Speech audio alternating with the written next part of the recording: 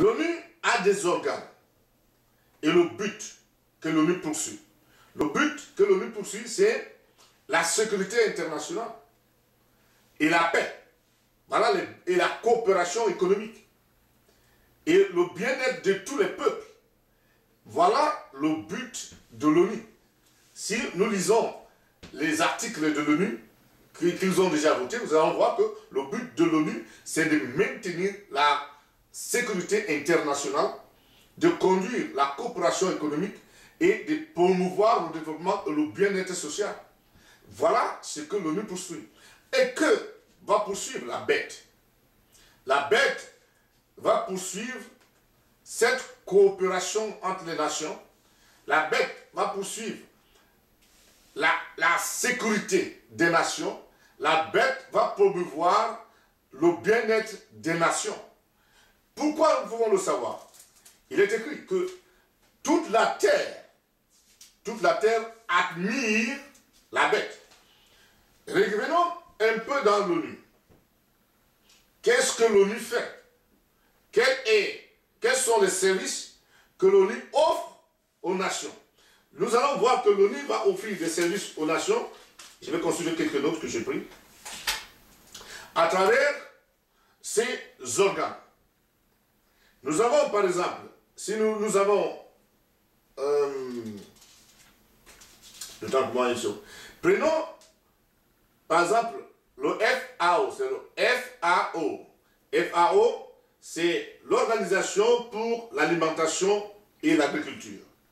Ça, c'est un organe de l'ONU qui s'occupe de l'agriculture, du développement agricole et de la production de la nourriture dans un jargon commun. Nous avons aussi l'OMS, l'Organisation mondiale de la santé.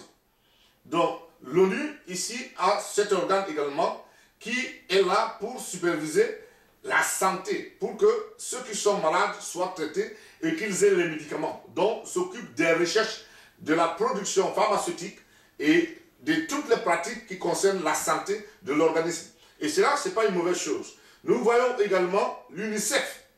L'UNICEF, c'est le Fonds des Nations Unies pour l'enfance. Donc, ces fonds pour l'enfance vont permettre aux enfants orphelins, à ceux qui ont des difficultés, à ceux qui ne peuvent pas être traités, ou que le soit. Voilà, en quelque sorte, des organes de l'ONU.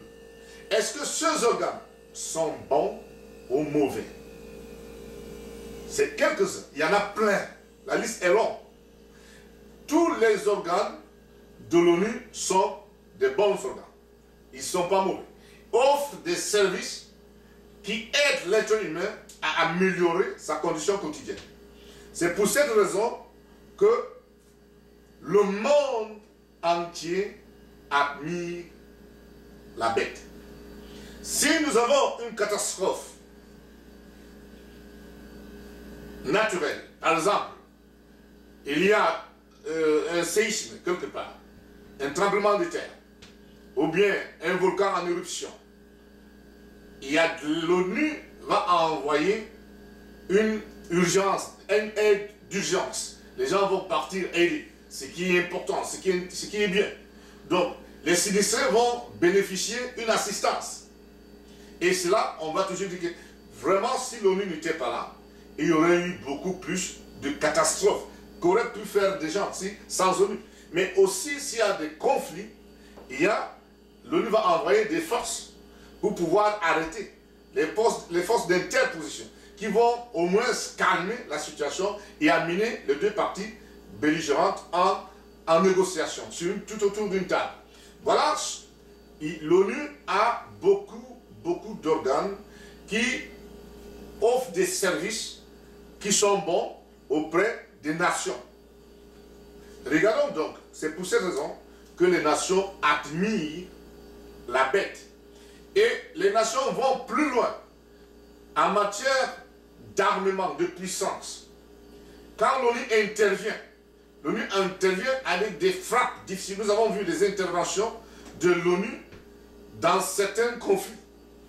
Et l'ONU, représentée par certains États, ont des frappes et ont une puissance de frappe militaire très efficace.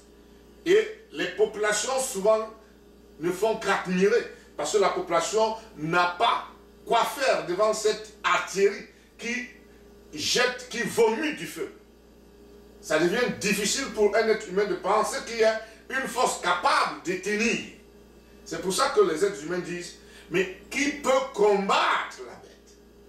Et quand ils regardent la bête, alors ils regardent la source de la puissance de la bête, et la source de la puissance de la bête, c'est le dragon. Et ils disent, la Bible nous dit, toutes les nations adorent le dragon, parce que le dragon a donné la puissance, une grande autorité à la bête. Revenons dans Daniel. Le bouc, il vient avec une force énorme. Il vient, c'est un roi de Javan, c'est-à-dire c'est l'empire grec.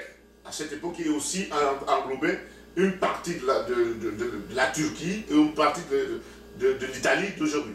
Alors, cette bête vient de loin jusqu'à la Mésopotamie pour faire la guerre au royaume de Perse et de Mèdes, d'aujourd'hui l'Iran et l'Irak. Si nous regardons où se trouve la Grèce, et nous regardons où se trouve l'Iran et l'Irak, et les gens devaient se déplacer avec des chevaux, nous allons bien comprendre que c'est une grande puissance que Alexandre a déployée pour y arriver. Il avait conquis presque tout le monde entier. Et la Bible nous dit que Alexandre, la corne, la Bible caractérise le premier roi comme étant une corne puissante, c'était Alexandre le Grand. Et quand Alexandre est mort, il y a 4 cornes qui sont sorties. Et c'était des généraux qui ont fractionné le royaume d'Alexandre le Grand. Donc le royaume a éclaté et a été divisé entre 4 généraux, mais enfin qui est revenu à la longue entre 3 généraux. Et la Bible déclare ça clairement, que son royaume sera divisé entre les 4 vents dans Daniel chapitre 8. Donc, c'est à cette époque où Daniel voit la vision, et vers les années 300 avant le Seigneur Jésus-Christ, le temps est éloigné, mais le Seigneur a envoyé un ange pour expliquer à Daniel ce qui devait arriver, et surtout ce qui devait arriver à Israël. Que Daniel sache que ce peuple va souffrir à cause des péchés. Ce sera un moment de pureté, d'épuration, de purification des pécheurs. Et Dieu l'a fixé de la sorte. Et nous avons aussi lu dans Daniel que il a été révélé à Daniel que le décret qui a été pris, c'est le décret des saints. Et que la population de la terre doit connaître que tout ce qui se passe sur la terre, Dieu est au courant. Et Dieu peut admettre que quelque chose se passe sur la terre, même si cette chose détruit la terre. Dieu peut admettre. C'est pour cette raison que l'ange va dire à Daniel que l'homme terrestre, que lui-même sache que c'est la volonté de Dieu qui s'accomplit. Que l'homme n'a rien et l'homme ne peut rien du tout. Donc nous connaissons actuellement que ce que le Seigneur nous révèle ici, c'est ce qui va arriver. Donc, pourquoi le Seigneur révèle-t-il ces choses, mais dans un langage que tout le monde ne peut pas comprendre? C'est ça la question. Nous allons revenir dans Luc, chapitre 13, du verset 18 au verset 19. Le Seigneur nous révèle encore quelque chose qui va nous aider à comprendre mieux la structuration du royaume de la bête. Il dit ceci: le royaume de Dieu est comparable à un grain de sénévé que quelqu'un a planté, qui est le plus petit des grains, mais quand on l'a planté au sol, il pousse et devient un grand arbre, très grand. Parce que le Seigneur, ici, il parle de lui-même et de son royaume, et de ceux qu'il va choisir de la terre. Ceux-là qui sont négligés sur cette terre, mais qui, à la longue, auront le royaume. C'est une population qui a commencé, quand il était sur la terre, 2 personnes, 3 personnes, 12 apôtres. Après, les apôtres ont continué à prêcher l'évangile jusqu'à nos jours. il y a eu un grand nombre de disciples accomplis du Seigneur Jésus-Christ. Beaucoup sont déjà dans les cieux en attendant la trompette finale. Alors, nous continuons toujours à faire partie de ce nombre. Mais, chaque génération a toujours un petit nombre de disciples du Seigneur Jésus-Christ. C'est pour cette raison que les disciples passent le temps